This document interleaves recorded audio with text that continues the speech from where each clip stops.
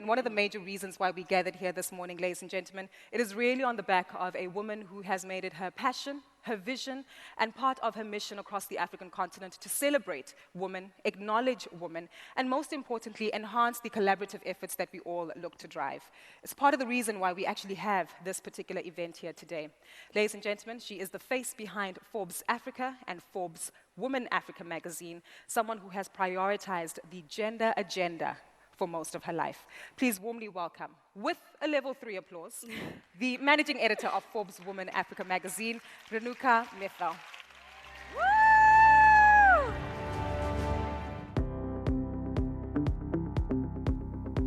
Renuka Methil is the managing editor of the award-winning Forbes Women Africa and Forbes Africa titles. With 23 years of experience in mainstream print media across several geographies and the emerging economies of Southeast Asia, India, the Middle East and Africa, she is particularly excited about the future of female entrepreneurship and leadership on the African continent.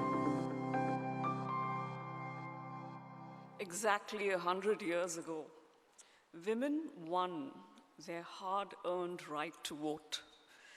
With the start of this new decade, we are in the 20s again, faced with a new set of daunting challenges: the climate crisis, the coronavirus, and the unfinished business of still not achieving a gender-equal world. It has become pertinent to convene and reconvene gatherings such as this, as we are doing today, to increase the decibel on the progress we've made so far, and in reiterating that it cannot be business as usual. We have to double our efforts in catalyzing gender parity the world over.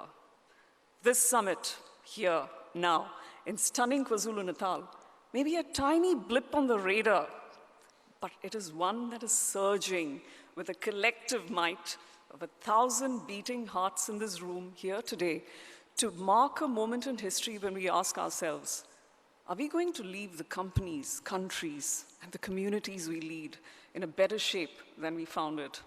Years later, when history judges us and asks us the question, are we going to greet it with silence or with the collective roar of the pioneering, groundbreaking, relentless work that the women who have gone before us have done, and those that are still to come will do? There is no mistake in this moment. Each one of you has earned the invitation to this success. This is your hard-earned victory, your victory over all those moments of hardship and dismay, when you thought you were alone, when you made the long zigzag, risky climb to the top, as an entrepreneur, as a head of state, as an Olympic athlete, as a scientist, as an artist, as an activist, as a woman who has gone through dark days and even dark nights and even darker days. This here today is your moment in time. Good morning, Durban. A warm welcome to all the attendees and the delegates who have come from near and far to the 2020 Forbes Women Africa Leading Women Summit. Now, why this year is so special is because this is the 5th edition of the summit, which has grown from a small audience of women in a ballroom to this breathtaking, star-studded gathering today, and we celebrate this milestone ahead of International Women's Day on March 8th. Diversity should be a strategic goal for all, and this has been the key focus of the award-winning brand Forbes Women Africa. At this point, I'd like to warmly welcome Mr. Rakesh Wahi, who's the Vice Chairman of the AVN Group and the founder and publisher of Forbes Africa and Forbes Women Africa. He is a principal custodian of this brand and a true believer in the transformative power of gender-balanced boards and businesses. He's joined here by his talented wife, Saloni Wahi, who's an artist and philanthropist who's actually taken art and altruism to another level. And also here are Mr. Sid Wahi, the executive director of the ABN Group, and Mrs. Roberta Naika, the group's managing director, who's a powerhouse female leader in her own right. A round of applause for them, ladies and gentlemen. Now, this is the second year we are hosting the Leading Women Summit in KwaZulu-Natal.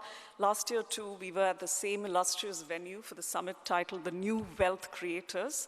And we had a galaxy of speakers for it to headline by supermodel Naomi Campbell. Now this year, the theme of the summit is The Ceiling Crashers 2.0, Power with Purpose. For decades, the glass ceiling has been an immutable reality for the growing global female workforce. The glass ceiling is still very much in place and is a hard reality, but you will, I'm sure, agree that the cracks on that glass ceiling are now definitely beginning to show. And then there are the many who have they've already triumphantly crashed through these invisible barriers to disrupt existing power structures and set the templates of success for others to follow. So we decided to move beyond the cliches and call them the ceiling crashers, the achievers, the extraordinary women who've gone steps ahead to use their power and success as a currency to global change.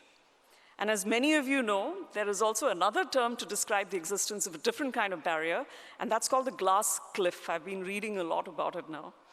It's actually the disturbing tendency, the glass cliff, is a disturbing tendency for women to be appointed the leaders of failing ventures where they attain or are given leadership positions, roles during periods of crisis or tough economic times. So basically they're set up for failure by the male gender.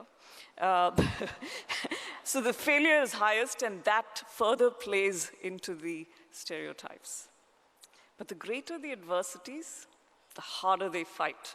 And we have a collection of them, these women, in the just released March issues of Forbes Women Africa and Forbes Africa, which I'm sure you have in your bags right now.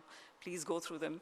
It is a first of its kind, unranked list of Africa's 50 most powerful women. Ladies and gentlemen, some of these women are in the audience with us today. They could be sitting to your left and right. So you could be bumping into power all the time today. Surely, if this room were a country, this would be the Africa we dream about. A unified continent with colossal women leading every sector. Also new this year at the summit is the fact that we requested the speakers to bring their mentees, as we do believe this should be a multidisciplinary, intergenerational dialogue that unravels some new voices. And to demonstrate that point, we even have an 18-year-old speaker, she's a gymnast, coming up on stage later today in the Spotlight segment. Now, with all the talks and panel discussions set to follow, to me, this event is a live 4D interpretation of the magazines we so lovingly bring out every month, chronicling the unwavering spirit and fortitude of the champions driving change in Africa. And I often, see the magazine, or sometimes even myself, as the repository of these lived experiences, of the stories related to me at forums, and even in closed-door conversations about the hardships women who have that umbilical cord relationship with their work often go through. They have to push hard for everything they want. And every month, as I see the stories take life in the magazine, it's hard not to have a connection with the people on those pages, me and my team. We live their lives every month, empathizing with them, reveling in their successes, yet feeling the pain of their journeys. And sometimes I often think, more than communicating their stories, my job is as a storyteller, but I feel it's actually about being a good listener. And this is what I fortunately did one late evening in Johannesburg last November in a large ballroom in Sandton in Johannesburg at the culmination of an investment summit. She's in the audience today. There she was at that summit, the last person in the room with me, a stranger fiddling with a phone. I said hello, walked up to her, said hello, and found that she had come from Sierra Leone, looking for investments for a cancer hospital there. In minutes, with a smile on her face and with tears welling up in her eyes, she related how she had to undergo the double agony of female genital mutilation as a child. This was orchestrated by her parents, even. And how she almost ended up in a body bag at a bomb blast in Abuja many years later. a raw and uncut story. I had found my first speaker for the powerful in the Spotlight series, Unraveling, later today. That's a series that every year gets us a standing ovation. Now today we'll elevate the discussions with some more unvarnished views about gender strategies and the roadmap on constructive interventions, investments, and the action planning we so need for change. Today, let it also be a tribute to the undocumented women of Africa. For example, the women running micro-enterprises in the informal sector, the tireless female traders waiting for Africa's borders to open up when the African Continental Free Trade Area Agreement comes into being on July 1. The female farmers toiling hard under the harsh African sun to put food on our tables, the tenacious young entrepreneur who has not given up on her idea, and even the African mother who stands as strong and resolute as the baobab tree. Whether we celebrate our similarities or our differences, or even take up the battle of fighting a planet-ravaging virus, we're all in this together as humanity. This is an evolutionary process in history, and we will be richer for the experiences as we build on today together. Now, before I welcome on stage our next guest for the morning, the eThekwini councillor and former deputy mayor, Ms. Fauzia Pia, I'd like to invite you all once again to this beautiful day. Ladies and gentlemen, presenting the 2020 Forbes Women Africa Leading Women Summit. Thank you.